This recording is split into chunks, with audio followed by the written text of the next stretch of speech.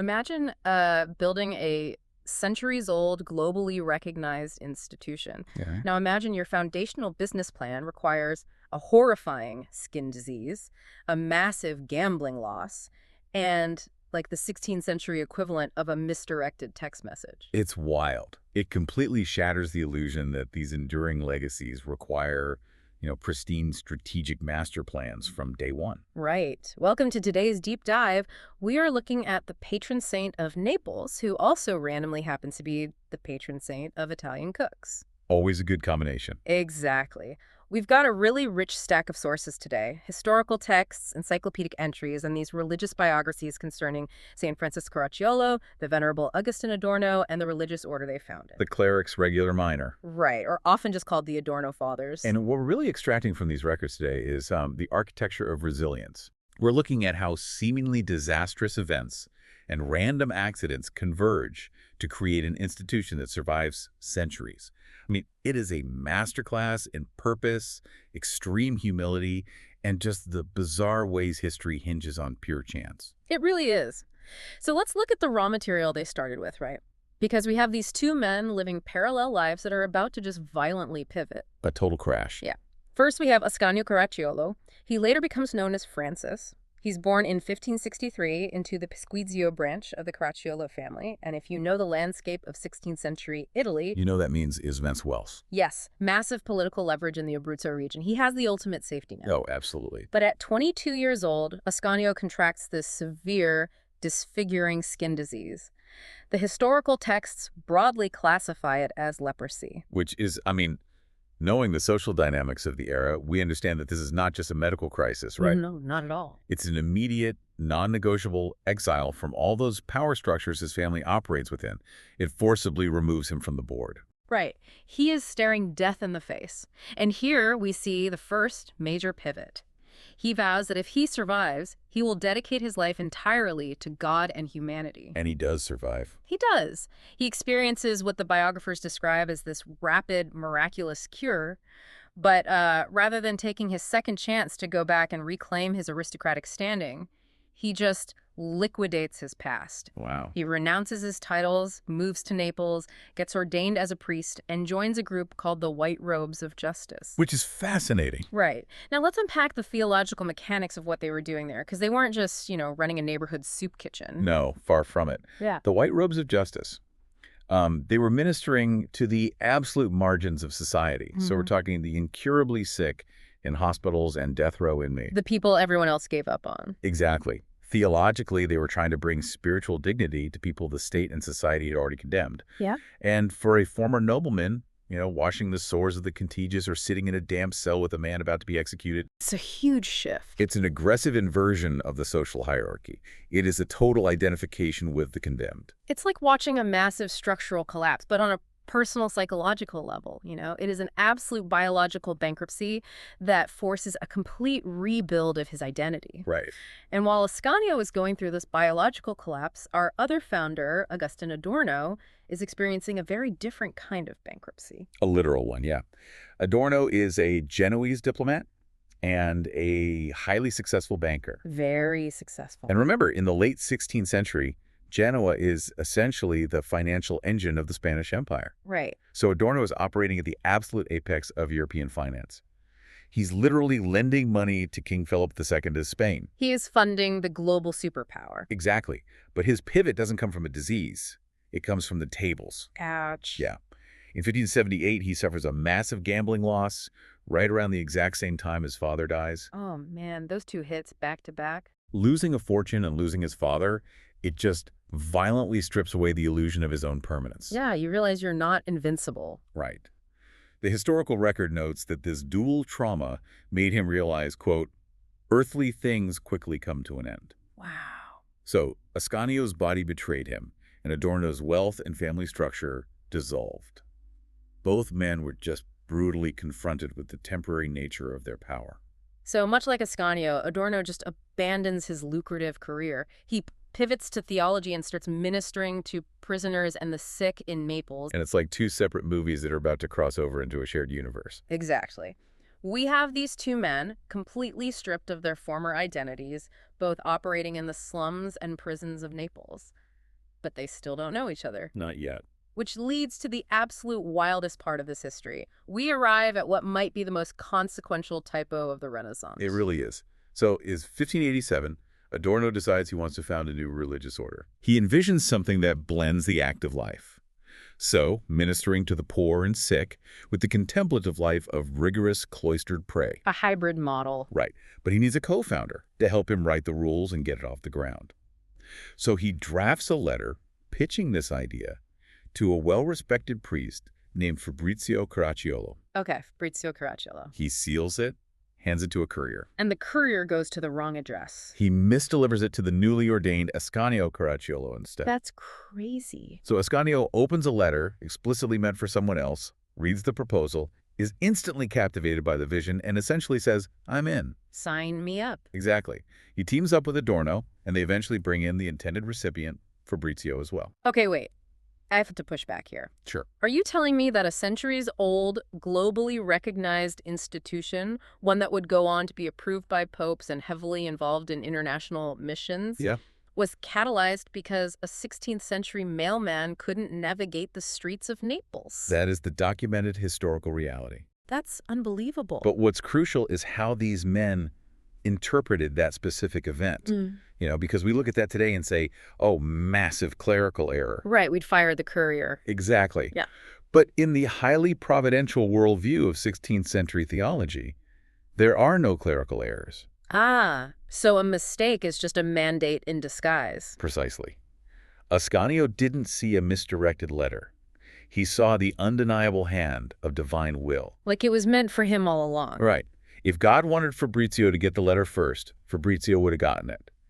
Because Ascanio received it, he believed he was fundamentally called to the task. Wow. It's a really powerful reframing mechanism. They aren't just starting a collaborative project.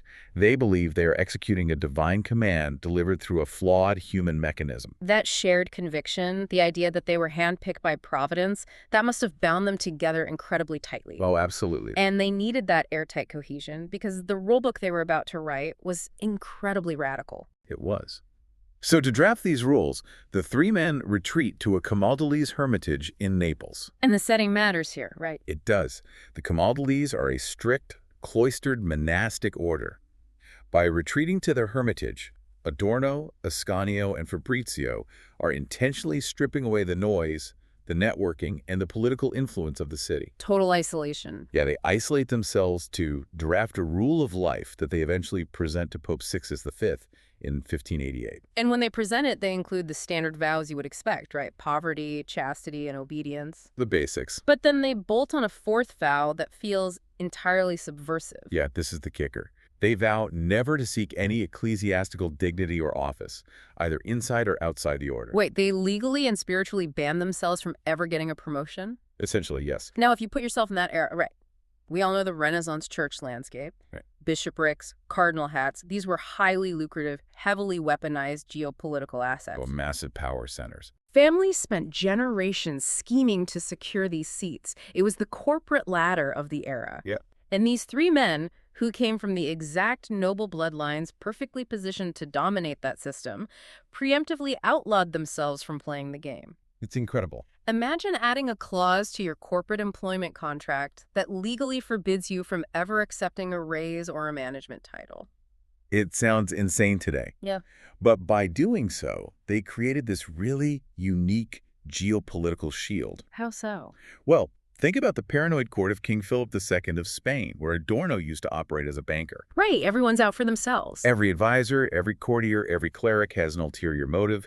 Everyone is angling for a bishopric, a land grant, or a royal favor. Ah, I see. But when you introduce a group of clerics who are contractually bound by their sacred vows to refuse any elevation in status, their counsel suddenly becomes the most valuable commodity in the room. Because trust is the ultimate currency. Exactly. If I know you physically cannot benefit from the advice you give me, I'm going to trust your advice. You can't sell me out for a promotion because you're forbidden from taking one.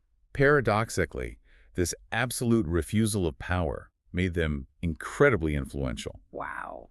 King Philip II and Philip III ended up fiercely protecting and expanding the order in Spain. They were given prominent churches in Rome and Naples because the hierarchy knew these men couldn't be corrupted by the usual levers of ambition. True influence often flows to those who demonstrably do not want to use it for themselves. That's a great way to put it. And they backed up that refusal of power with an intensely austere lifestyle.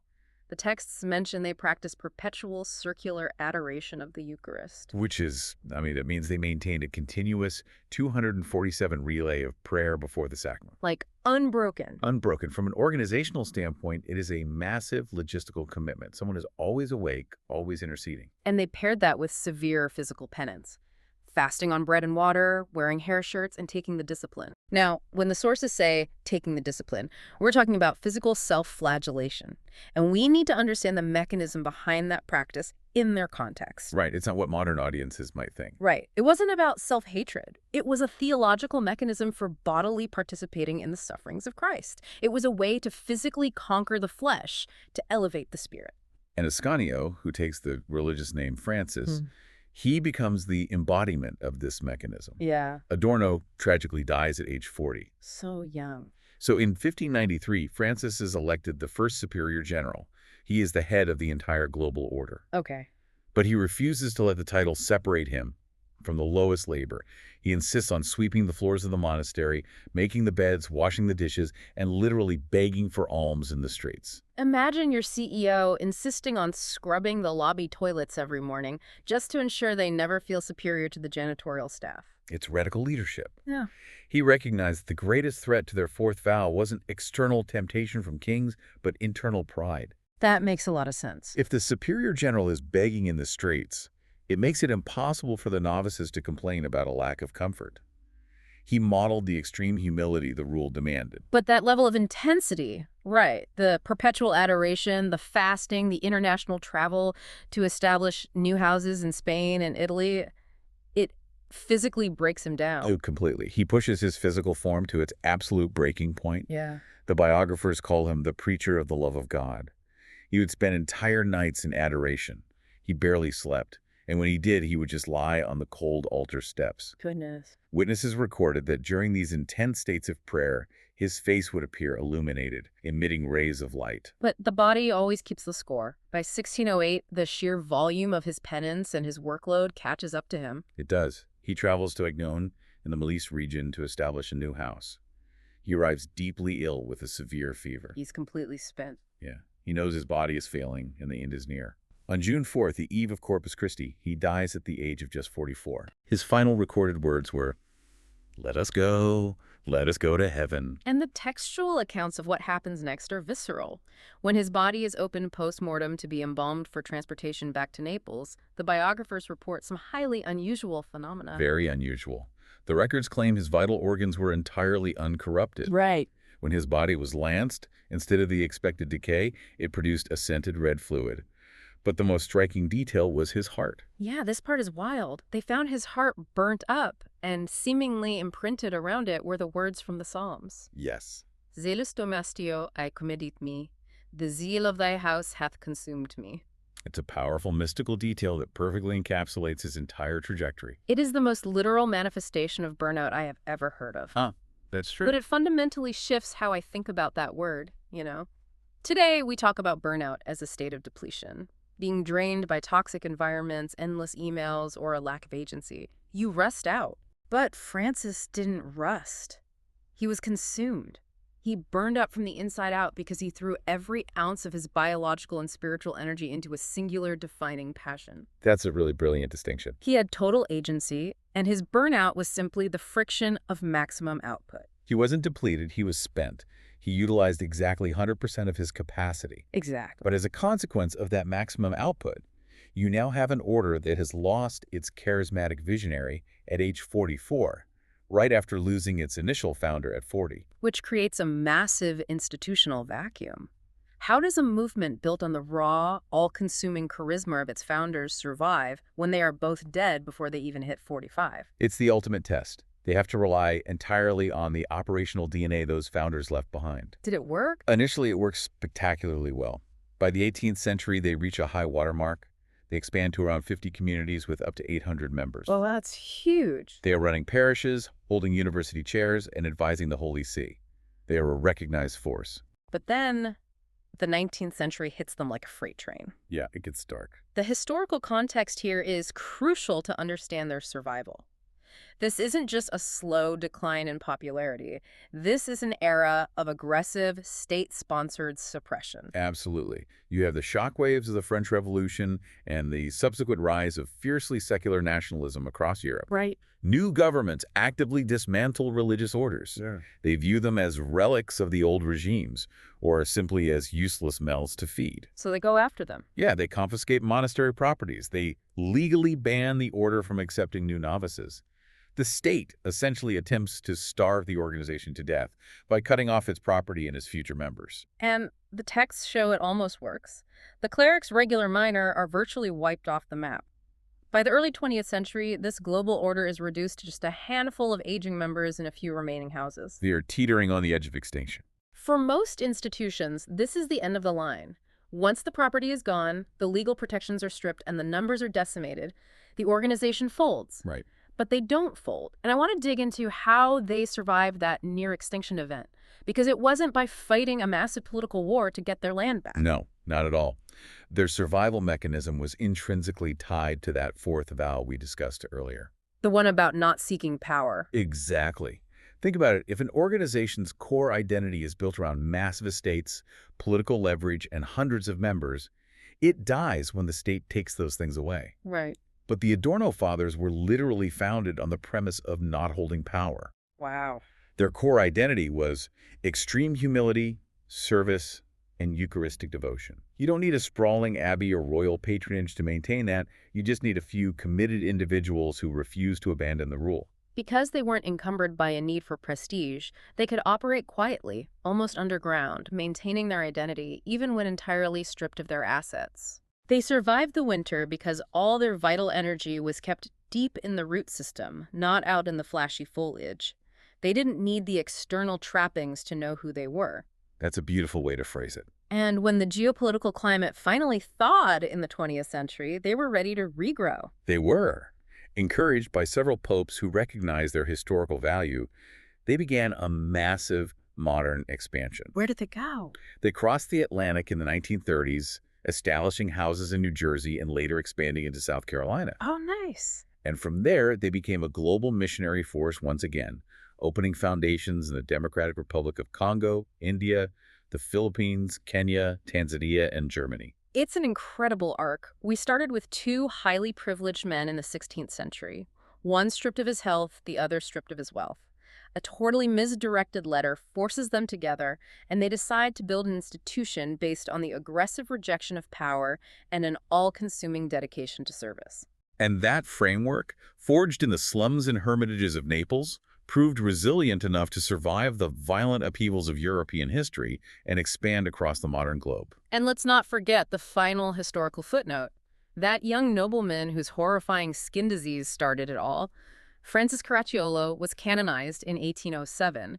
Today, he is the patron saint of Naples. Right. And owing to his early days washing dishes and serving in the monastery kitchens to humble himself, he is the patron saint of Italian cooks. It's a fittingly humble title for a man who refused to be elevated. It really is. So as we wrap up this deep dive, I want you to think about that radical fourth vow. We live in a world obsessed with climbing the ladder. Think about your own workplace, our massive corporate structures, our highly polarized politics, or even the influence-obsessed algorithms of social media. It's everywhere. It is. Imagine how everything would shift if the absolute prerequisite for holding any leadership position was a solemn, unbreakable vow to never actively seek it. It would completely invert our modern definition of ambition. What if the only people we trusted with power were the ones who actively tried to avoid it? What if, just like a misdelivered letter changing the course of history, the greatest things happen not when we ruthlessly control our trajectory, but when we finally surrender it?